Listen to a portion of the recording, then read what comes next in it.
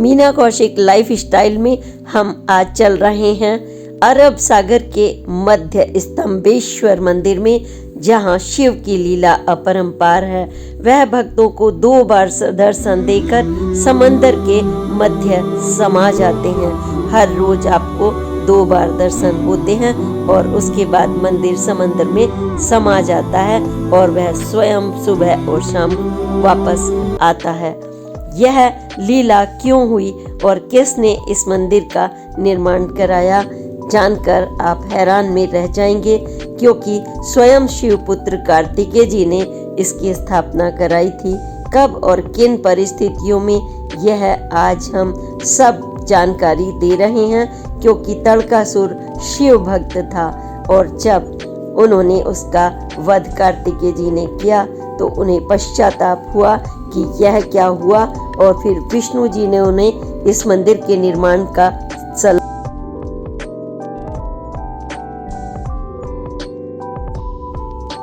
नमस्कार, Meena Kaushik life style में आपका स्वागत है।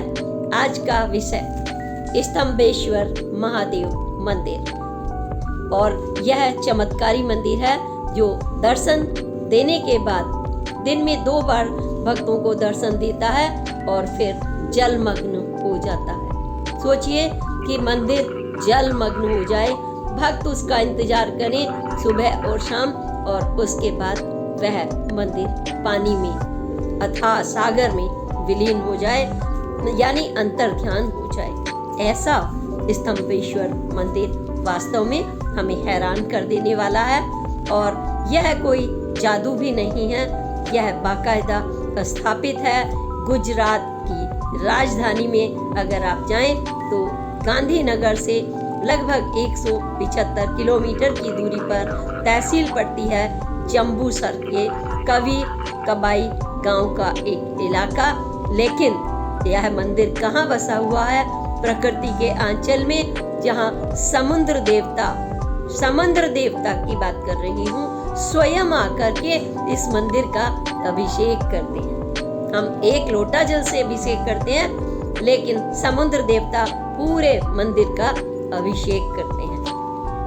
यह इस मंदिर की जो स्थापना हुई, यहाँ पर शिव और कार्तिकेय जी का वास होता है। इसकी बहुत ही दिलचस्प एक रोचक प्रसंग है। यह अरब सागर और खंबात खाड़ी से घिरा हुआ मंदिर है। बहुत ही सुरम्य सुंदर, भक्तजन भाग्यशाली होते हैं जब उसके दर्शन कर लेते हैं, क्योंकि आप देखिए किस समय वहाँ वह मंदिर दिखाई पड़ेगा।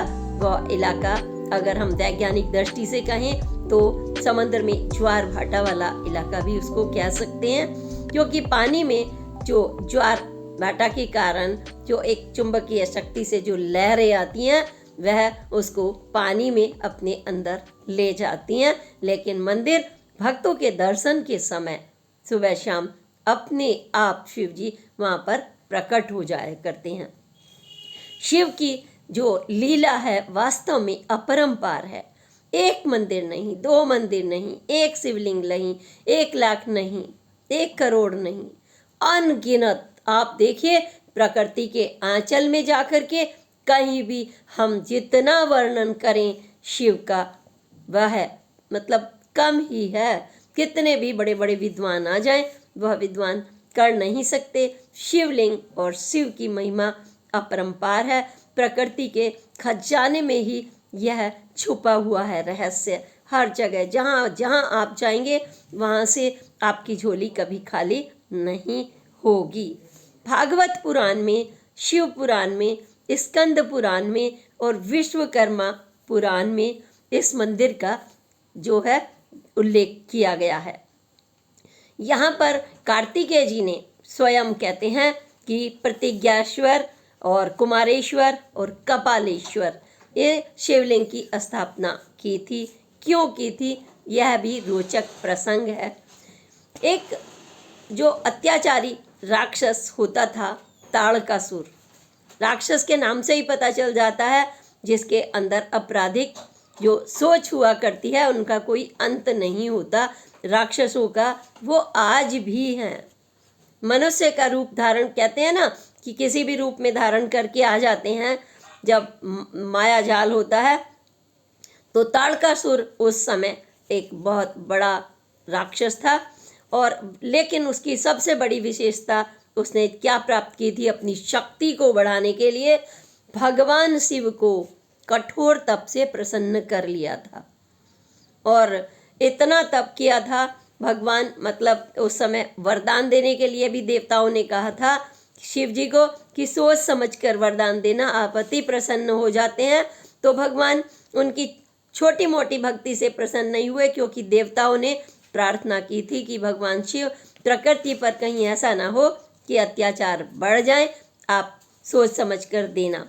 तो भगवान शिव ने भी, ऐसा नहीं है कि वरदान सबको वो समान रूप से देते हैं जो उनकी भक्ति करता है। तो उन्होंने जब देखा कि अत्याचारिक भावना, तो उन्होंने कहा कि आपको यह वरदान प्रसन्न होकर दिया। लेकिन जब वरदान दिया तो उसने क्या मांगा, सोचिए। जब मन चाहा वरदान दिया भगवान ने, तो उसने कहा कि मुझे मृत्यु ना आए किसी के भी हाथों से। तो ऐसे में वो कैसे भी ना मरे।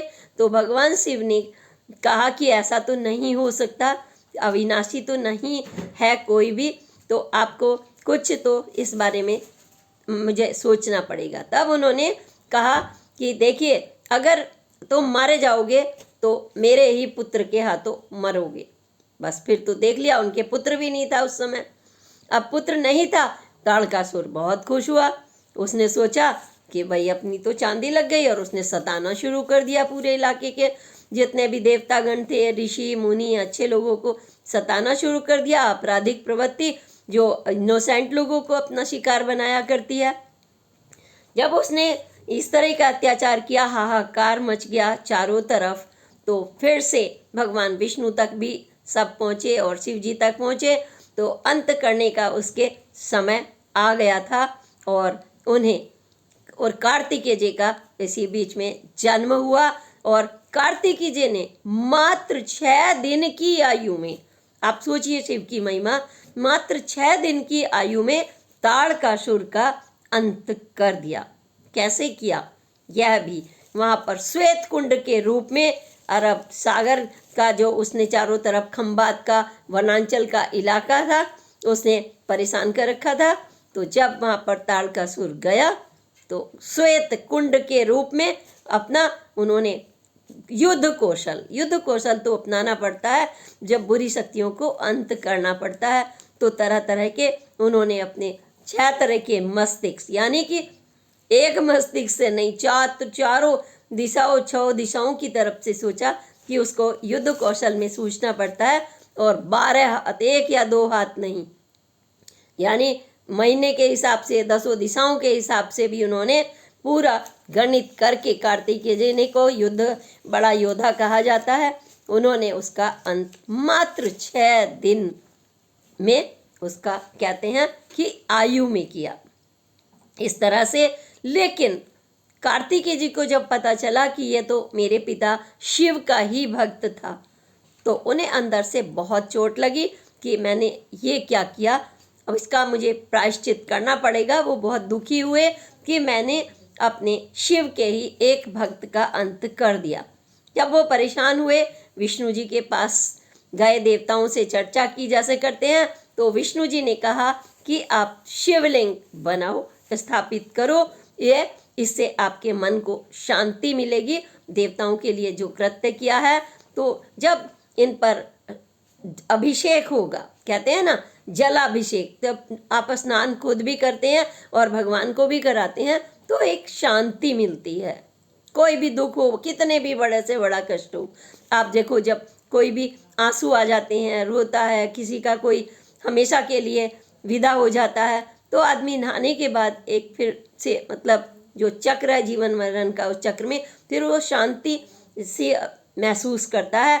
तब वहीं पर उन्होंने ज्योतिर्लिंग स्थापित किया कार्तिकेय जी ने, और एक प्रतिज्ञा जहाँ पर ली थी मारने की, एक उन्होंने कुमारेश्वर अपने नाम से, और तीसरा कपालेश्वर नाम से। जहाँ कपाल करते हैं ना, जो किसी को शांति देने के लिए जल चढ़ाया, तिल चढ़ाया कपालेश्वर पर, और प्रार्थना की कि जो तारकासुर है उसकी आत्मा को उचित स्थान मिले शिव भक्त होने के नाते, और आत्मा को शांति मिले। तो कार्तिक जो सज्जन व्यक्ति होता है, बुरे कर्म के लिए कभी कभी बुरी विकृतियों को त्यागने के लिए मन ना होते हुए भी उसे हटाने का और अंत करने का जैसे सोचना पड़ता है, लेकिन जो अच्छा व्यक्ति होता है हमेशा उसका प्रायश्चित भी करता है। तो उन्होंने वहाँ पर श्वेत कुंड का जो अरब सागर और खंबात की खाड़ी में प्रकृति के अंचल में वहाँ पर शिवलिंग स्थापित कर दिए। बाद में इनको मंदिर के रूप में भव्यता के साथ में देवताओं ने और स्वयं विष्णु जी ने मिलकर के वहाँ पर मंदिर बनवाया। अब इस मंदिर का एक सामान्य लोग ही जलाभिषेक नहीं करते, सोचिए स्वयं समंदर देवता आते हैं और हर रोज उनको अपने जल में विलीन कर लेते हैं, और मात्र 2 बार भक्तों को एक रोमांच होता है ना सुनकर भी कि 2 बार दर्शन देते हैं सुबह शाम जब भक्तजन आते हैं, और पूरा मंदिर फिर जल में विलीन यानी पूरा का पूरा डूब जाता है।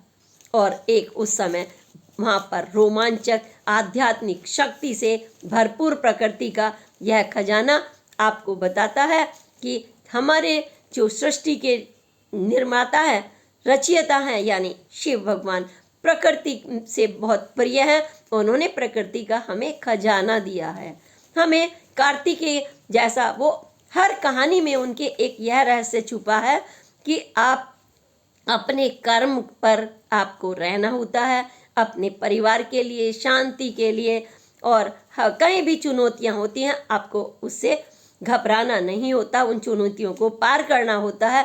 संकट आते हैं, मुसीबतें आती हैं, लेकिन जैसे जल से स्नान करके आप पवित्र हो जाते हैं और फिर से अपने कर्म पर लग जाते हैं, चाहे समंदर हो, चाहे भगवान हो, चाहे सूर्य हो या चंद्रमा हो, ज्वार भाटा हो, सब अपने अपने कर्म पर लगे हुए हैं।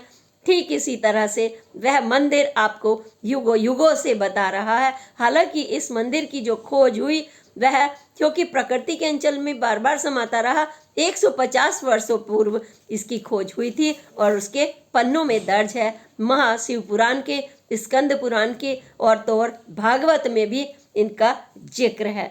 ऐसे मंदिर में अगर आप जाएंगे महादेव जी के, तो वहाँ पर आपकी निश्चित रूप से वह मनोकामनाएं पूर्ण होती हैं, क्योंकि आप वहाँ पर ऊर्जा शक्ति से भरपूर होते हैं। प्रकृति के अंचल में जब यह दृश्य देखेंगे कि भगवान स्वयं शिव आपकी तरफ चले आ रहे हैं, तो आपकी मनोकामनाएं वहाँ पर सारी पूर्ण होती हैं और आपके चारों पुरुषार्थ जाग जाते हैं। और पुरुषार्थ जागने के साथ ही आपका विवेक शक्ति, आपका मस्तिष्क, आपके 2 हाथ की जगह 12 हाथों की शक्ति कार्तिकेय जी की तरह आपके अंदर आ जाया करती है। और फिर आपकी जैसे रात्रि होती है, ठीक उसी तरह समंदर भी शांत हो जाता है शिव का जलाभिषेक करके, और पुनः अगले दिन फिर से वही प्रक्रिया, वही सब कुछ। और यह महासागर संगम तीर्थ में जब आप दर्शन करेंगे, तो यह स्तंभ बनाया गया था विश्व नंदक नाम से। वो स्तंभ के पर बना हुआ है। जब आपने देखा होगा जैसे पुल बनते हैं, ठीक इसी तरह से वहाँ पर स्तंभ में विश्व नंदक नाम से, बाद में आज इसको स्तंभेश्वर के नाम से जाना गया। और महासागर का सागर मंथन, संगम, सुंदरता, सृष्टि के रचयिता का दर्शन, इसी के साथ हम आपसे कहेंगे कि यह कितना ऊंचा है आप ये भी जानना चाहेंगे। 4 फुट ऊंचा उसमें शिवलिंग स्थापित है समुद्र देवता के अभिषेक के साथ ही। और बड़ोदरा की तरफ से आप जाएंगे तो लगभग 85 किलोमीटर की दूर से आप वहाँ जा सकते हैं और इस सुंदर रमणीय नज़ारे का आनंद आप ले सकते हैं। गुजरात में प्रकृति का खजाना है। गुजरात में एक से बड़े एक चमत्कारिक जगह है। जब आप घूमने जाएंगे तो वहाँ पर स्तंभेश्वर के दर्शन भी अवश्य करने जाएं, ताकि आपको यह रहे कि हमारे यहाँ पर भारतवर्ष की मिट्टी में कितना बड़ा भगवान ने, ईश्वर ने कितना खजाना दिया है, जो किसी भी देश में इतना नहीं है। भर भर के ईश्वर ने दिया है। अगली पोस्ट तक के लिए जय हिंद, प्रणाम, जय हिंद, जय भारत।